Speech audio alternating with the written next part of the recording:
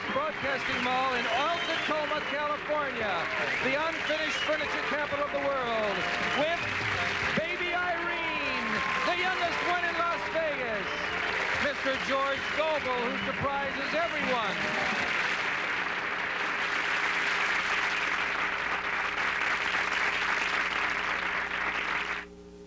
No?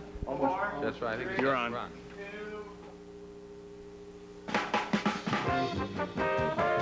Tonight, almost live and nearly from Hollywood, it's America Tonight. 30 minutes of big-time TV on the UBS network.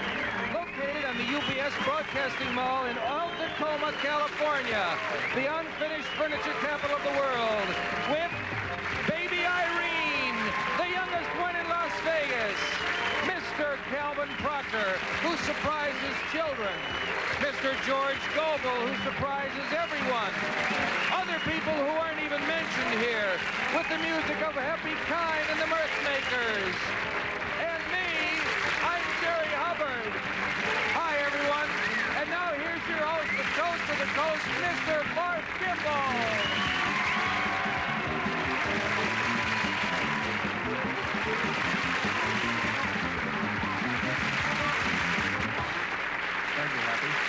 Good evening and welcome to America Tonight.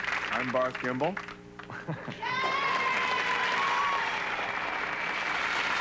Thank you. You know, I must admit that even someone as closely associated with my career as I am has been amazed by the response we've gotten to our first two shows here on UBS. See, we've gotten clippings of newspaper reviews from around the country, which is always exciting, especially if it's never happened to you before. And, well, I'll tell you, that warm feeling that comes from seeing the name of this show and its star in print in so many of our nation's wonderful little suburban communities, it's more than worth the dime or quarter, whatever it was the network charged me for Xeroxing each review. Besides which, anyway, it's deductible. Anyway, I guess we've struck a nerve out there with our dedication to network quality entertainment on a bowling for dollars budget. It's working. But a funny story. Just this morning, the morning counter girl at Sambo's, where I eat down the block here from where I'm staying, her name is Debbie or Kathy or Cindy, one of those California names. I don't remember. Anyway, she said to me, "You're the guy on that new show, huh?" And darned if she didn't give me an extra one of those silver dollar-sized pancakes and a couple of bonus smoky links to boot. Incredible. Debbie or Kathy or whatever your name is. Honey, if you're watching tonight, I am sorry. I happen to have left all of my change in my other suit this morning, and you know what? I promise there will be an extra big tip for your first thing tomorrow morning, okay? So don't hate me, okay? One last note. We got a telegram from the mayor of our very own community of Alta Coma, and I haven't seen it yet. And as a matter of fact, I've always kind of thought it was sort of bad taste for an entertainer to exploit an audience by taking time that should be devoted to entertainment and instead just patting himself on the back, blowing his own horn, the whole gilding your own kind of lily kind of thing. So, Jerry, I believe you have that telegram. Yes. Jerry Hubbard, everybody.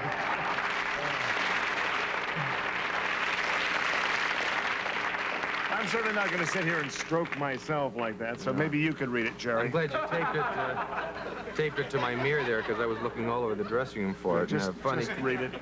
It's addressed to Barth Gimble, UBS, and it says, "If your first two shows are any indication, we can look forward to seeing this fine series at the same time almost every evening. Congratulations from all of us at the City Hall family. Best wishes," and it's signed, Mayor Frank Bletcher. Well, it's Blecker, I believe. Oh, Bletcher. Yeah. Thank you very, very much. Huh? Oh, excuse me. My next guest was a big hit in Fernwood, but she also got too big for Fernwood, and how well we know that feeling, don't you? She's moved out here in the West, and she's breaking in her brand new act for Las Vegas. Here with a sneak preview of her Viva Vegas review is the one and only Miss Baby Irene.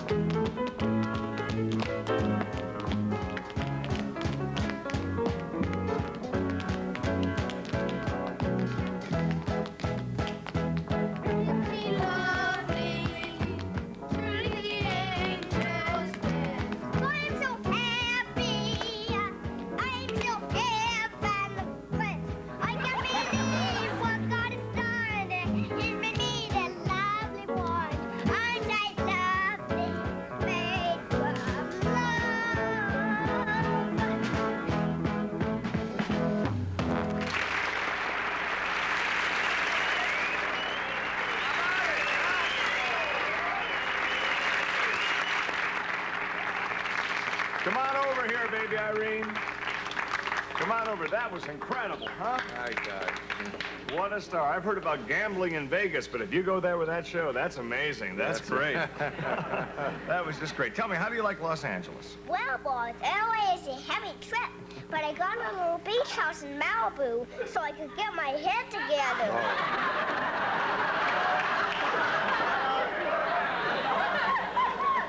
You're staying there with your mother, aren't you? I sent her back to Fernwood. She was your manager, though, wasn't she? I had to let her go, boys. It's a dog-eat-dog business. And Mom had no clout in this market. No clout at all? Your mother, though. Yeah, this is your mother, yeah. Who's handling your career? I mean, who's making your cereal? Who's tying your shoelaces? My agency, IFT, International Fasabandu and Turk. They're beautiful human beings, and I'm about to ink a 3-picture pack. 3 pictures for a major studio who also contract for a sitcom pilot. It sounds great. The script is marvelous. Good script. But it absolutely cries for Bill Bixby. We'll be right back after these words.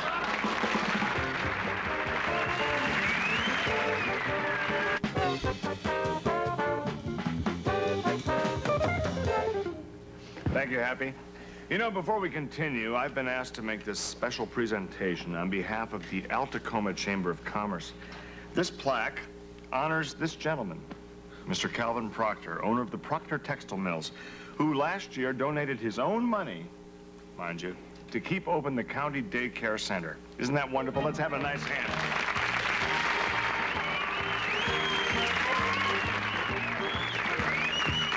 Thank you. I'm deeply, deeply honored.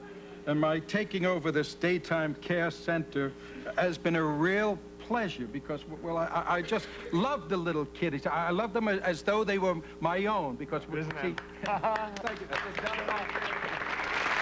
You see, so many of the parents of these children worked for the Proctor Textile Mills. And, well, thank you very much. Well, thank you, sir. Thank you. How about that, huh? Wait a minute, not so fast, Mr. Proctor. This gentleman is too modest to talk about himself. So we sent the UBS Action News crew down there to the daycare center for an in-depth look at this, what's going on down there. Incidentally, our crew's name is Maria Valdez, and she took the Instamatic camera and came up with some out-of-sight pictures. And when hasn't Marie's pictures been absolutely out of sight? Yeah. I think we have a few of them here. She got photographs of the Hansel and Gretel daycare One camp. right here. Since Look it's been completely remodeled by Mr. Proctor. That's right. Now, if you can see closely, I don't know if you can see it here with the glare and everything, but there's Mrs. Mouse and Mr. Duck and all that kind of stuff that I think would really appeal to a 5-year-old mind. How about it, Jerry? Does it? It looked great to me. Well, thank you again, and I think that I'd better get back to the little kiddies there. Wait a minute. We went to the trouble. Why don't you just sit down here? Maybe it's tribute time, a little bit more than a plaque. You know what I mean? So, tell me, what would a typical day be like at the daycare center? Well, the parents drop the children off at the shop at 7:30 in the morning. I think we have a picture there of that. The kids, Right? they're at 7:30 in the morning. See that? Yeah, there they are. They're punching in at the time clock. It's cute the way the kids like to imitate Mom and Dad, isn't it? Oh, yes, and you see, after they put on their uniform, playtime begins. Well, you know how kids love to play with trucks. Oh, yeah. It looks like, actually, though, from the background here, that each truck brings something different to play with. Some are carrying bolts of flannel. Others have polyester cotton blends, cloth bolts there. Some have cartons full of zippers and buttons and things like that. Well, you know how kids love to play with cloth. Right. What exactly is the game that you let them play with this cloth? We call it pin the pattern on the fabric. And how long a period do they actually do they play? Oh, it was from 7:30 a.m. to 7:30 p.m. with a half-hour lunch and potty break. Don't some parents complain a little bit about their children being, well, kept pretty darn late at the daycare center? Well, yes, there was some grumbling at first, but I think I should point out also that soon we're going to be able to take care of the children whose parents work in the evenings. We're going to start a night shift. I'll bet. Hansel and Gretel. Yes, and it's going to be great. The kids are going to be able to play on railroad cars, real ones, and then they can get themselves as dirty as they want playing underneath the building where we were fortunate enough to have found coal.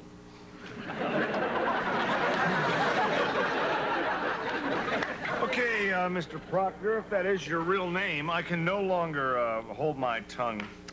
The daycare center that you're talking about sounds to me like the common sweatshops that were prevalent there in New York during the turn of the century. They kind of take advantage of child labor. What is the difference, really, between this and those sweatshops in New York? There's a big difference, Mr. Barth. Those kids in New York were getting paid for their work.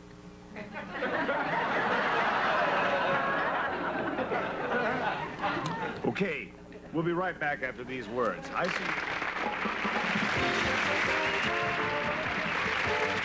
You're really gonna, I think, kind of want to smack your hands together when I tell you who our next guest is. I'm sure he's one of your favorites as well as one of yours. Please welcome old lonesome George himself. Who is it? George Gobel!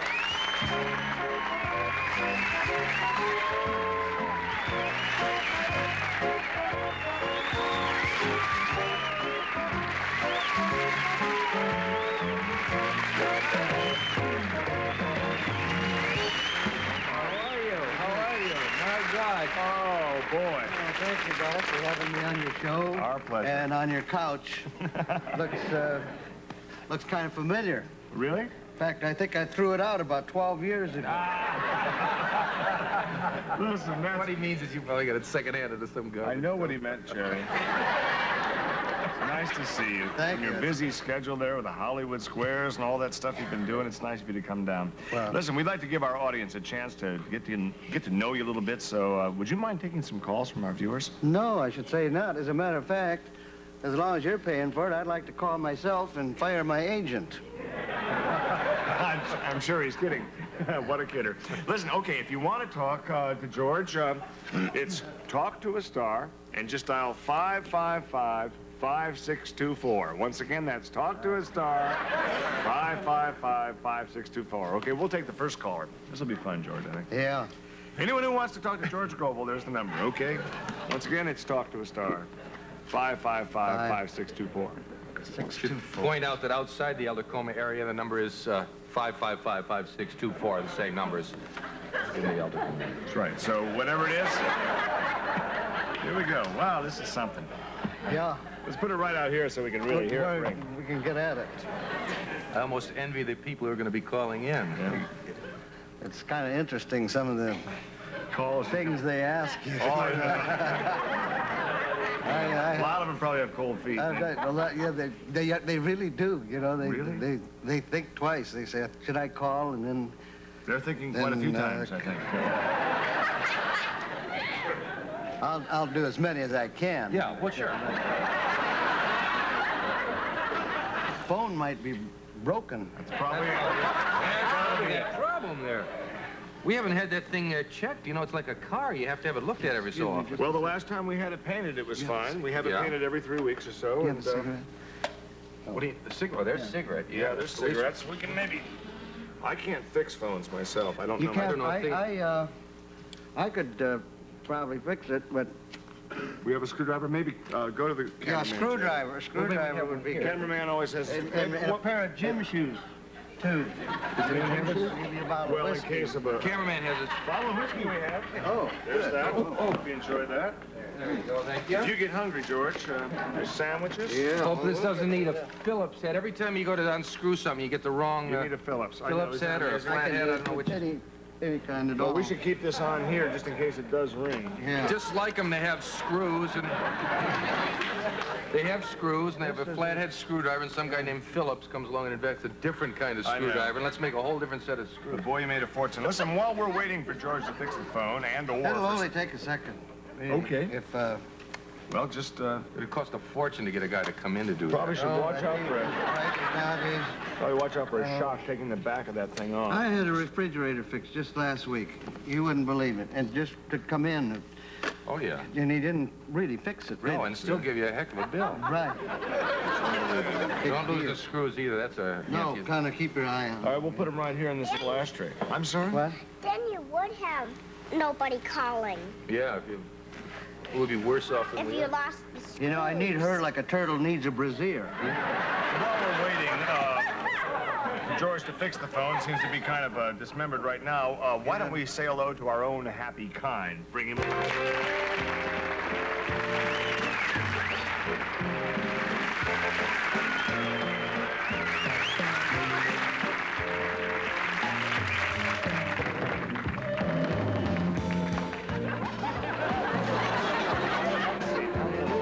George Gobel. That's about enough. Thank you. The horse's mouth. The other way, they wouldn't stop. That's fine. Okay, thank you. They lose control when you're not That's there. a good group, I'll tell you. They are good. How's that coming? They keep good time. Just in case you don't know, the Happy here is, of course, is a wildly successful businessman and a mildly successful musician. Things weren't always so good for you, were they, huh? Well, no, I had to overcome a lot of problems to get where I am today, Barth. I heard the group, I know. Well, that's true. I mean, to get with a group like that, you have a lot of problems. But the biggest problem I had was, like many musicians, I had a dope problem, you know. Whoa. Drugs and so forth. And I started on drugs at a very early age. Oh, is that right? Yes. As Barth knows, you know, I was born with only one nostril. This is true, George. Is that right? Yeah, It was in the trades. one of these is false. Can you tell which Is one? that right? Yeah. Do you know, I wouldn't have known which one it was. Isn't that incredible? I can smell with either one of them now. And you won't tell us which one. No, I point to this one, but It's not I wouldn't point to the necessarily right one. No. Teases and kids. That's right. And then what happened when I was in the hospital where they were going to form my other nostril? That part's working. Yeah. Is the ring? Is the time? Did you get a call? No. Oh. I'm just testing the bell. I see. But anyway, when they were making the other nostril for me, I got hooked on the drugs that they were giving me. Got addicted. I have heard, I think we all have, of cases like that. Now, what was it this time? Was it Demerol, morphine? No. Did you ever hear of vapo rub? You were addicted to vapo rub? No, not to that brand. I was addicted to one called vapo dip. That is just almost interesting. How did you finally, kick this drug habit, Hap? I started drinking. That's good. That is excellent, yeah. And I must say that drinking helped a lot. Now, how did you start with that vapo mist? I'd like to test that sometime.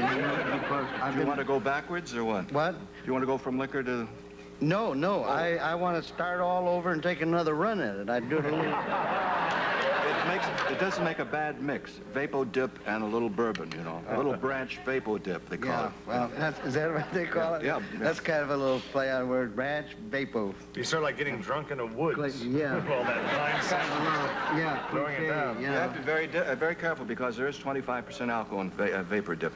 Really, that along with Is 100% that of right? the Well, alcohol. that's all right, because, you know, there's an old saying, alcohol and gasoline do not mix. Yeah. I tried it, and it tastes terrible.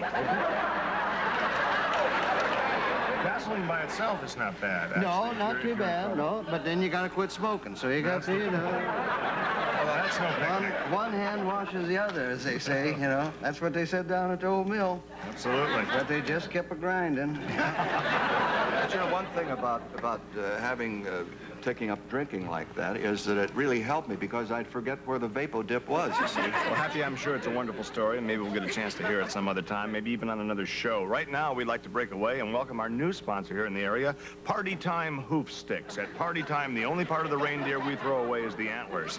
In some markets, of course, you'll see a different commercial. We'll be right back. That's about all the time we have. There still is time, as I say, to talk to a star. The number is 555-5624. George seems to think he has the phone repaired. If anyone has anything they'd like to say, just go ahead and dial.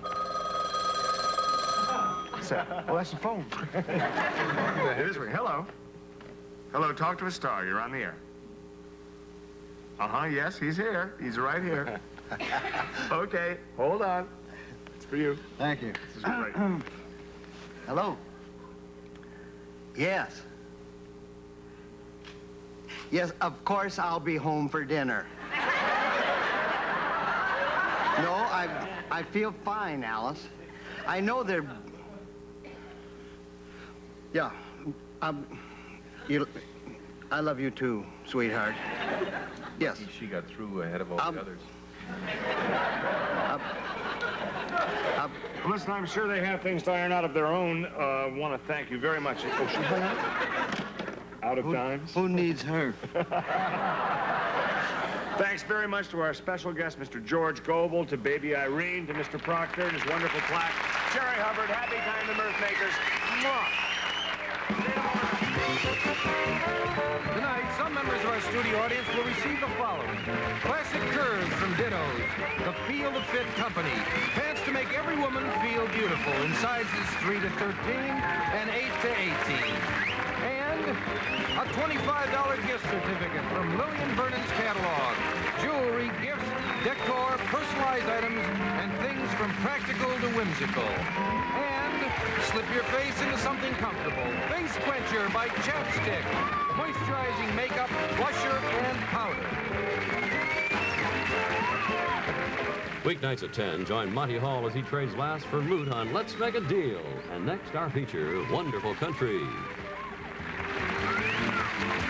Also appearing on tonight's show were Georgie Irene as Baby Irene, Andy Bordeaux and Harold Pruitt as her dancing partners, John Dennis as Calvin Proctor, and a special guest appearance by George Gobel.